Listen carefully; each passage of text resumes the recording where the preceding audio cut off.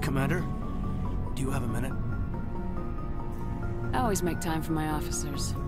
Off the record, I think there's something wrong here. This Saren is looking for records on some kind of galactic extinction, but we can't get backup from the Council? Sorry, Commander. There's writing on the wall here, but someone isn't reading it. We've got our orders. Belly aching won't change them. I hear you. It just seems like a group that's been around as long as the Council should see this coming. It's funny, we finally get out here, and the final frontier was already settled. And the residents don't even seem impressed by the view. Or the dangers.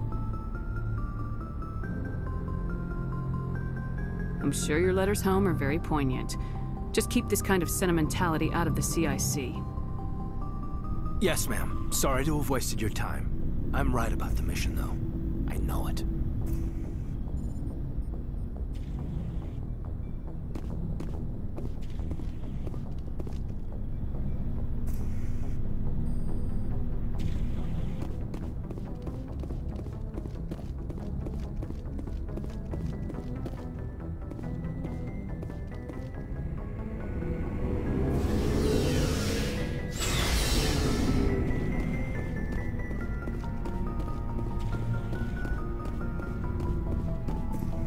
Commander? What's your opinion of the last mission? Not sure I buy Dr. Tassoni's story about her and her mom not talking. They're family, right? I'm not sure I believe it either. It's better to have her where we can see her. That makes sense. Too bad those ruins got destroyed. I mean, they lasted thousands of years. That's impressive. Do you have a few minutes to talk? One-on-one? Sure. I was hoping to get a minute of your time. Off the record. Is this duty-related, Chief? No, ma'am. Well, maybe. I know things are different aboard the Normandy, but, I'm concerned about the aliens, Vicarian and Rex. With all due respect, Commander, should they have full access to the ship? Don't mince words, Chief. What's your concern? This is the most advanced ship in the Alliance Navy. I don't think we should give them free rein to poke around the vital systems. Engines, sensors, weapons. That's enough, Chief. You always second-guess your superiors? Ma'am, no ma'am. I'm sorry, I was out of line. I'll get back to my duties, Commander.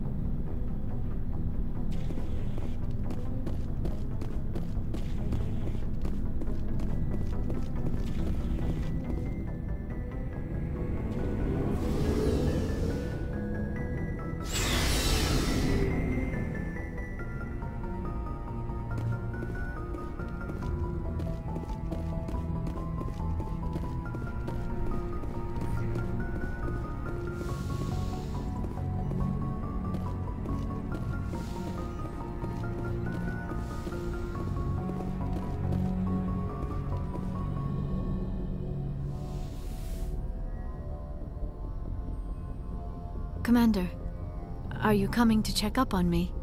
You look much better. How are you feeling? Dr. Chakwas assures me I am going to be fine. I was impressed with her knowledge of Asari physiology. You're in good hands. Dr. Chakwas knows what she's doing. I never properly thanked you for saving me from the Geth, Commander. If you hadn't shown up... I'm just glad we got there in time. So am I. I know you took a chance bringing me aboard this ship. I have seen the way your crew looks at me. They do not trust me. But I am not like Benezia. I will do whatever I can to help you stop Saren. I promise. Promises are easy to make, but hard to keep. I do not begrudge you your suspicions. I just hope in time you will come to trust me. Tell me about yourself, Liara. Me? I am afraid I am not very interesting, Commander.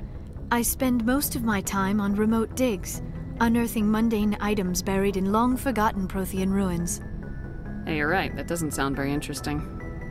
On occasion, I have run afoul of indigenous life forms or stumbled across small bands of privateers.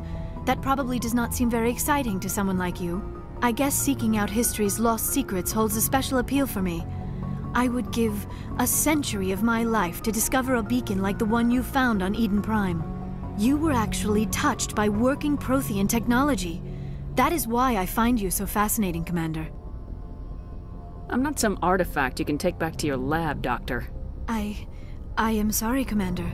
I did not mean it like that. I am used to dealing with computers and data disks. I am not very good with people. I let my professional curiosity get the better of me. Please forgive me. Let us talk about something else. Do you know why Benezia joined up with Saren? I don't understand it. She was always outspoken about the need for the Asari to become more involved in shaping galactic events. Maybe she thought allying herself with Saren would somehow be for the greater good in the long run. At least I hope so. Any chance she's in this for power or personal gain? No, not the Benezia I knew. But I hadn't spoken with my mother in many years. She may have changed. I'd like to know more about the Asari. We were the first species to discover the Citadel. We were instrumental in forming the Council, and we always strive to be the voice of peaceful cooperation in galactic disputes. My people believe we are all part of a single galactic community. Each species contributes something to the greater whole. Although we seek to understand other species, it seems few of them seek to understand us. The galaxy is filled with rumors and misinformation about my people. Like what? Most of the inaccuracies are centered around our mating rituals. My species is monogendered. Male and female have no real meaning for us. We still require a partner to reproduce. This second parent, however, may be of any species and any gender. So you'll have sex with anything? Now you see how rumors get started. Physical contact may or may not be involved, but it is not an essential element of the union. The true connection is mental. Our physiology allows us to meld with other beings. We can touch the very depths of their minds. We explore the genetic memory of their species. We share the most basic elements of their individual and racial identities. We then pass these traits on to our daughters. It is how we learn to grow as a species and how we develop a greater understanding of other races. What happens to your partner after the union? Every relationship is different. Some unions are a single encounter with both parents parting ways afterwards. Others can be more long-term. Sometimes an Asari and her partner will stay together for many decades. You Asari live for 1,000 years. What happens when your partner dies? Few sapient species live as long as my kind. We have learned to take a philosophical approach to our unions. We do not focus on the inevitable loss of our partners. Instead, we enjoy the time we spend with them. And even after they're gone, a part of them lives on in us. The union is a connection that transcends both time and space. Do you know who Matriarch Benezia chose as her partner? She rarely spoke of her partner. Though I know my father, if you want to use that term, was another Asari. Benezia never told you her partner's name? Union with our own kind is no longer common, not for the purposes of reproduction. Most Asari believe it weakens our species. Asari daughters inherit racial traits from the father species. If both parents are Asari, then nothing has been gained, or so conventional wisdom would hold. I am what is sometimes called a pureblood. Though no Asari would ever be cruel enough to say the word to my face, it is a great insult among my people. It is possible Benezia's partner was embarrassed by their union. She may have been too ashamed to publicly acknowledge me as her offspring. Why agree to the union if she didn't want any children? I cannot answer that. This is all speculation on my part. It is possible she wanted to be part of my life, but something happened to her before she had the chance. Benezia never spoke of her partner. Whatever happened, it caused her too much pain to dwell on it. She raised me by herself, though that is not uncommon.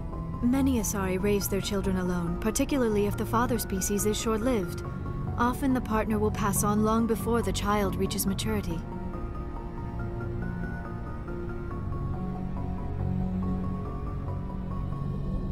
I should go.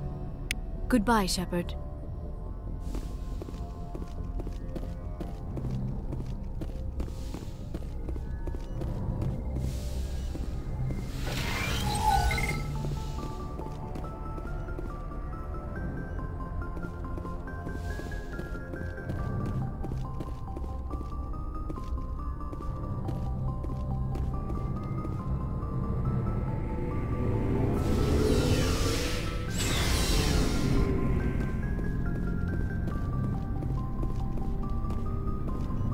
Commander, how are you?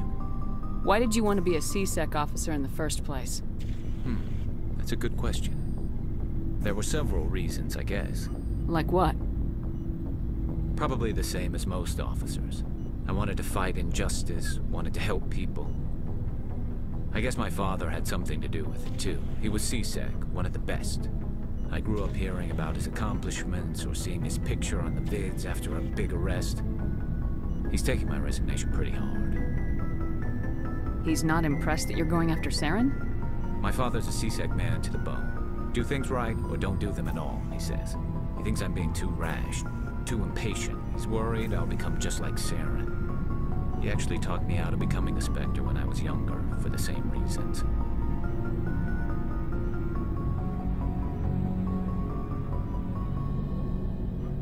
You were asked to be a Spectre. Well, I was targeted as a possible Spectre candidate. Me and about 1,000 other Turian military recruits. I could have received special training, but my father didn't like it. He despises the Spectres. He hates the idea of someone having unlimited power with no accountability. He wouldn't like you, Commander. No offense. Spoken like a true C-Sec officer. Yeah, it's a speech I've heard one too many times. But Saren's not gonna play by our rules, C-Sec's rules. If you want to nail Saren, you need to send someone who isn't restricted by policies and procedures. You're a quick learner, Garrus. We'll beat him at his own game. It's the only way to stop someone like him. I'm right behind you, Commander.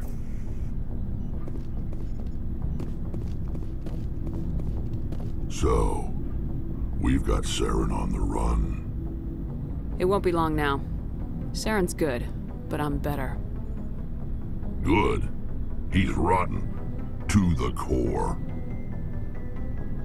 I could tell as soon as I met him. Why didn't you tell me this sooner? I would have if I thought it was important. I'll decide what's important. Now tell me how you know Saren. This was a while ago. A bunch of mercs were bragging about a job out near the edges of the Terminus systems. They said it paid well and the boss was never around to ride them. They said he was looking for more men, too. So I checked it out. I didn't know Saren was openly recruiting mercs. It wasn't that open, and he only showed his face once. We'd been raiding ships in the area for months when we took out this massive cargo freighter. Our biggest haul yet. I was on board checking bodies for valuables, looking for some extra credits. That's when I saw him. What did Saren want with the ship? I don't know what he wanted. He was just moving through the ship, watching. A couple of the mercs called him by name, but he never spoke to them. Never spoke to anyone. I had a really bad feeling about him, so I got the hell out. Didn't even wait to get paid. What kind of cargo was the freighter carrying? What was Saren after? I don't know. All I saw on that ship was food and medical supplies. There were some basic weapons, but nothing big. If there was anything of value on that ship, I didn't see it. That's why I didn't mention it sooner. Whose ship was it? There was a Volus trading vessel. Big one. Lots of guards. But they were no match for us. That's the only time you saw him? Yeah. Didn't even know who he was. Still wouldn't if I hadn't joined up with you. But my instincts were right. Every other merc on that mission turned up dead within a week. Every damn one. So long, Rex. Shepard.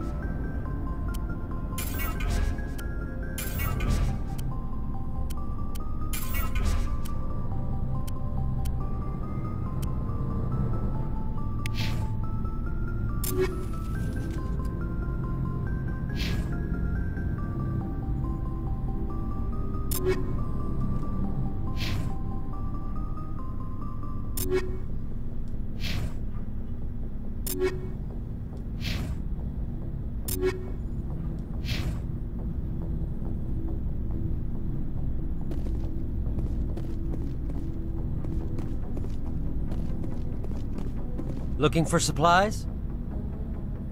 Let's see what you got. You bet, Commander.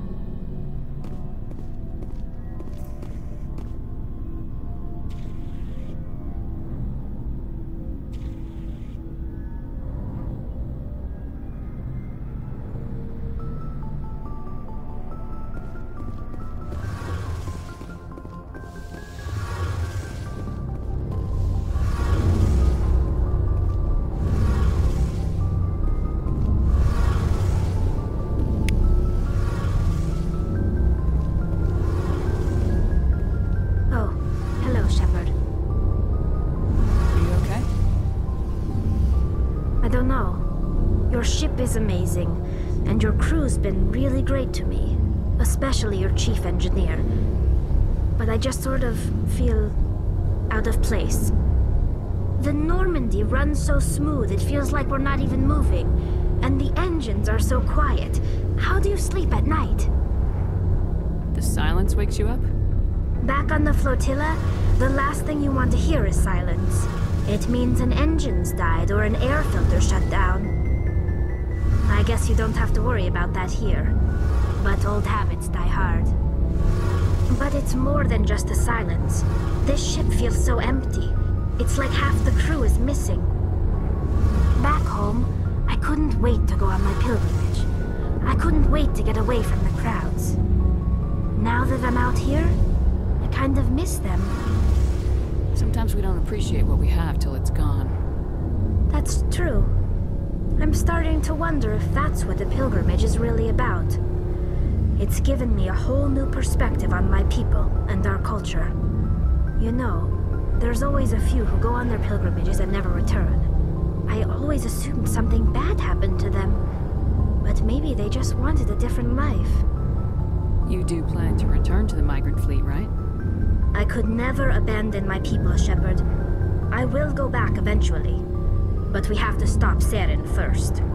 Otherwise, I might not have a home to go back to. I should go. See you later.